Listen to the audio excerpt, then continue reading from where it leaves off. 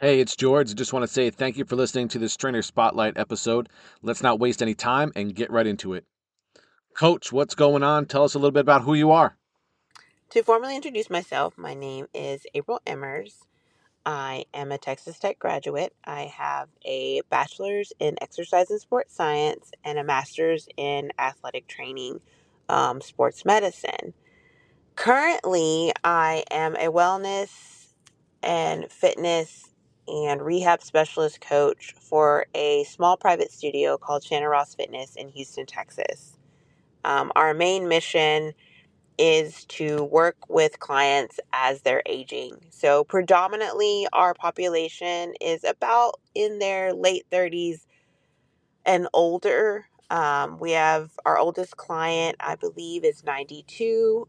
We do work with some youth via their parents who are training with us and want to introduce their kids to health and fitness. So we've trained them, and we've actually seen a lot of improvement in the young population. Um, you know, uh, Going through changes, their body, and just working out kind of gives them a little bit of confidence that they never knew they had. So that's kind of really cool. But our main focus are aging clients who also have dealt with injuries as well as hip replacements, knee replacements. We've had a couple of Parkinson's patients come through. We've had some cancer patients. So we really work with an array of the aging population, women in menopause.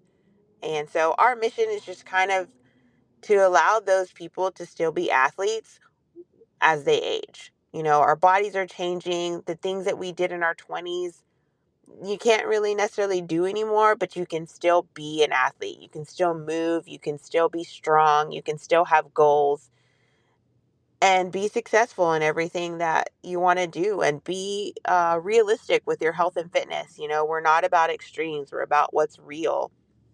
And that's kind of our main history. I ended up being actually the rehab specialist because my original background and education is in athletic training. So I have that kind of upper hand on really working with patients who are recovering from surgery.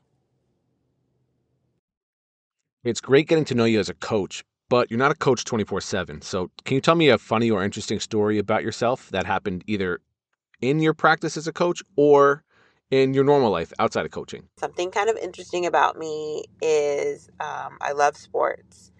I love watching sports. I like playing sports. I'm not that great at it, but I'm not bad at it either. I can be an asset to a team.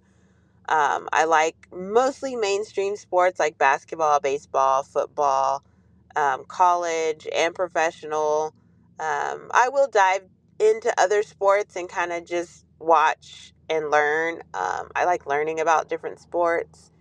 But what's really funny is whenever I watch sports on TV, I like to watch it most of the time on mute because I really don't like to hear what the commentators have to say. But when we do watch it with the sound on, it never fails. I will make a comment about the team, whether it's how they're playing, what the coach is doing. I mean, it could just be about really anything. It's always been random things that I will make a comment. And immediately after I say that comment, the commentators will say pretty much the exact same thing.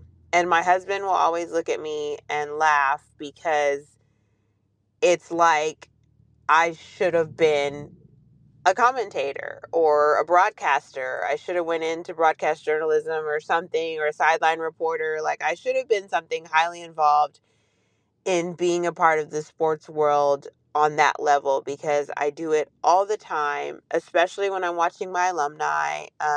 I went to Texas Tech University, and anytime I watch football or basketball or baseball and I make a comment, and it could be men's, women's, it doesn't matter. I will make a comment, and the next thing I know, their commentators on their broadcast will say very much the same thing that I just said. So I may be a coach, but I think I miss my calling in broadcast journalism or commentator, communications, broadcast communications. What strategies do you use to attract and retain clients in your personal training business? I think we can all learn from each other here, and we'll probably find some answers to be quite similar to one another. But I'm really interested to hear what strategies and things you use to get new clients and keep the ones you currently have. So, our studio has been around for about 17 years now. And in the beginning, our boss would attend local, um, like forums and meetings around the area, which is called the Heights in Houston.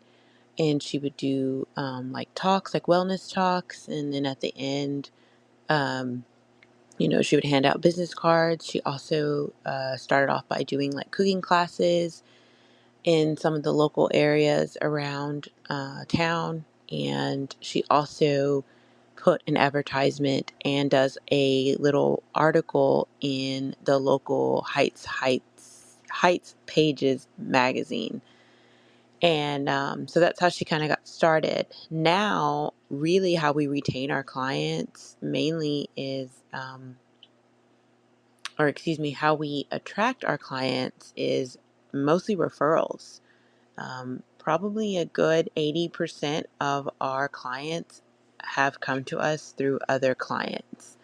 We've also been referred by other doctors and physical therapists who have had some of our clients come through their doors and have great success with their recovery, and also just a good rapport with my boss, Shanna. So we get a lot of our clients through them as well. Retaining clients, we've had clients that have been with us the entire 17 years. We've had multiple clients that have been with us at least 10 plus years. And I think it's just the attention to detail that we give. Everybody has their own personal plan. And as they go through life, we change it. If their goals change, we change. And we just have always been very personable and given specific details to each person. And a lot of our clients are just amazed that we, as the coaches, can remember everyone's special needs. And, we don't treat everyone the same in the sense of their program. And I think that's what people want, is just to feel heard in all stages of their life. Let's say you get a new client. What's your process for assessing their fitness level, addressing their goals, and other things they express as being important? We all have different methods and can learn a lot from each other. Let's open the door and share some of our secrets. So, when a client is interested in joining our facility, there's a couple of steps that they have to take. One is a consult, and that's usually about 30 minutes to an hour long, where they come and they visit the studio, walk around, they can ask questions, they can formally meet me and the other coach and just kind of get a feel for the place. The place is actually very inviting. It's very I don't know how to say it. I don't want to say homely, but it's just like when you walk in the place, you just get this feeling of like, wow, like this is kind of where I'm supposed to be. It's not intimidating at all. It's actually very inviting. And a lot of people have said that that's the first thing that they notice, is that it's an actual place that they feel like they want to be here. So after the consult, or during the consult, they can also discuss pricing, how we do things. They can ask questions. They can give us a little bit of information, to kind of help us decide if this is the best fit or not. Because we want each client to feel comfortable here. And sometimes some clients' goals are not in line with what we are kind of doing. And so if it doesn't fit, we don't want to just take a client's money and train them, if knowing that, it's not going to work. So once they have the consult, if they decide that they want to sign up, then they have a 2-hour assessment. And within that assessment, the first hour is usually talking about their goals, their fitness, and their goals, their previous fitness and their current nutrition.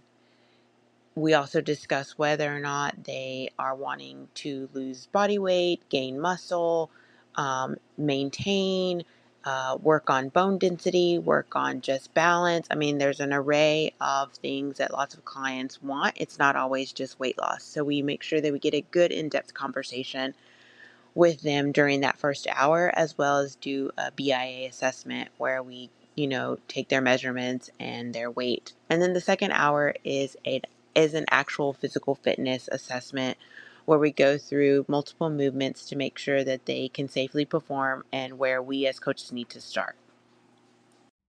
I'm a huge fan of continuing education, and I'm building Fitlete to give trainers more efficient access to education that solves their clients' problems. We all look at problem solving differently, and taking different courses, obtaining certifications, and going to new conferences can help us learn from one another. How do you continually develop your skill set as a trainer? I have a master's in athletic training. I am also a personal training certified through Nesta, and I also am kinesiotape certified. I am also going to be in the process this year for 2025 in getting my CSCS certified strength and conditioning coach. I don't really need to have it just because my education and my personal training background. I can do kind of what I want to do with just that, but I am kind of thinking about the future and just kind of feeling like having that certified strength and conditioning coach certification would be nice to have in my back pocket. I also am looking into functional training certification or functional movement, sorry, for certification. But that is a whole long line of classes and courses that I'll be looking into taking as ways. Sorry, I also follow up on the latest fitness trends and research through my different entities. Through athletic training, we have the BOC. We also have um,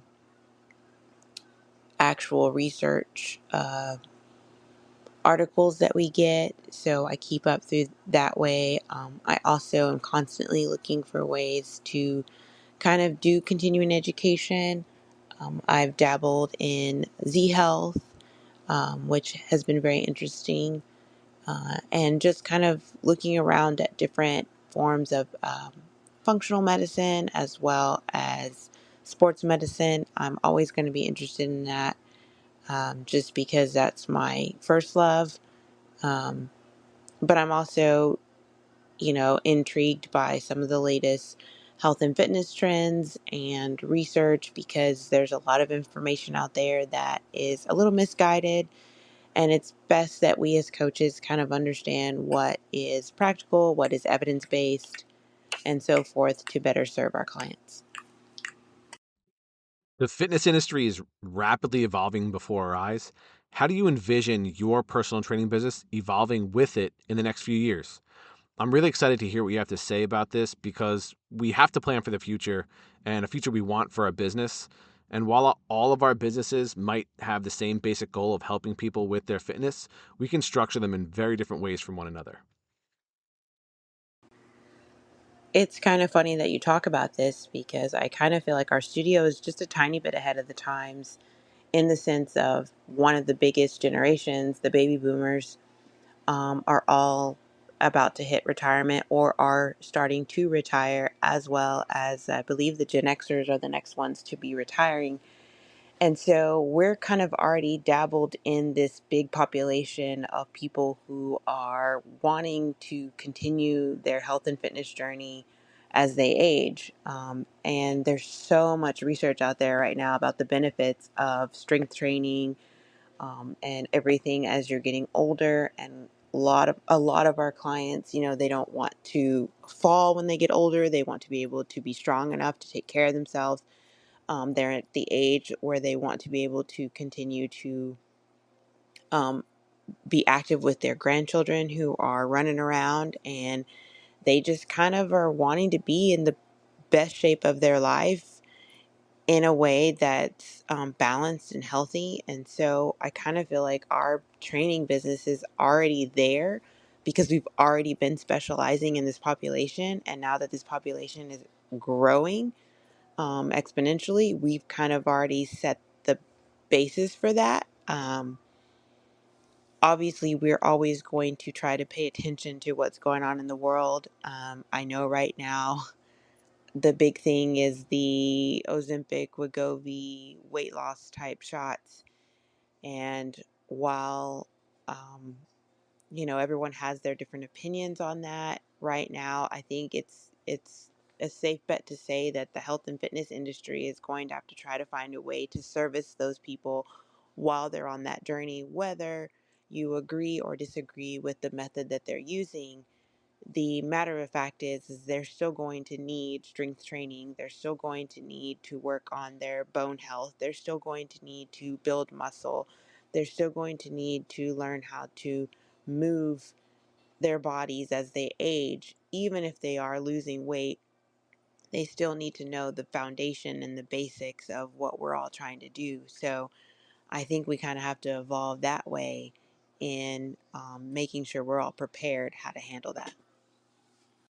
I know challenges are all over the place in the fitness industry and personal training. Information is available in different formats. Clients are more easily misled by gurus and charlatans. Social media's influence is becoming more and more ingrained in people's lives. And now we have AI. What do you think are some of the biggest challenges currently facing the fitness and personal training industry? Honestly, I feel like one of the biggest challenges is actual coaches versus fitness influencers. There are people out there who have found a love for working out, and maybe they were overweight at one point or underweight, and they changed their aesthetic and were very successful with it. And now they have a following of people who want to do exactly what they did. And where coaches come in, coaches are able to take people of all different statuses and statutes and guide them through their own personal journey, and know that they can't just say, well, this is how I did it, so this is how you can do it. And I think that's a huge challenge. We get that all the time.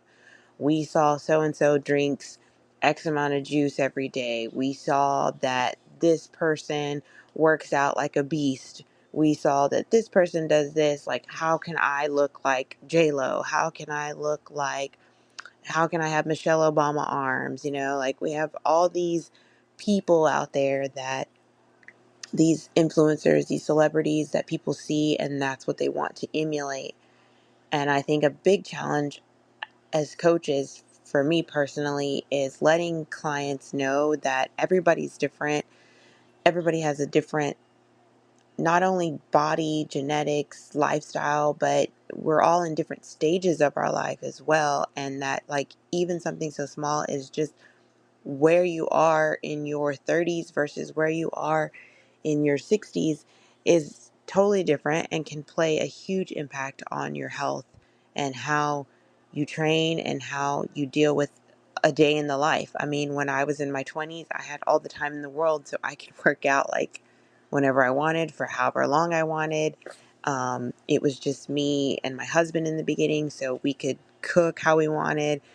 I mean, we had the world at our fingertips per se, but now in our 30s, here we are with 3 kids, full-time jobs, stress of just being an adult, and things change. I don't have 2 hours in the day to dedicate to the gym. So it's just kind of like letting people know that what you see is not necessarily always what you get. April, thank you so much for sharing your story with us. I really appreciate you taking the time to record this episode with me, and I'm glad everyone gets to know you. I met April at a Z Health Summit in Austin, Texas, a few years ago. I would say maybe just before the pandemic started. I think it was in maybe February, so pretty close to when the pandemic started. And that was the last event I did before the pandemic. It was a great event. It was one of their introductory courses, and I actually won this event by participating in a raffle from one of the NSCA events earlier that year or earlier the year before. So it was a really interesting way to attend an event for the first time and actually from winning something. So that's all for the episode. I just want to thank you for staying tuned this long. And if you want to find out more about Fitlete, possibly get your own episode on Fitlete Radio, visit fitlete.com. That's fitlete.com. I'll talk to you soon.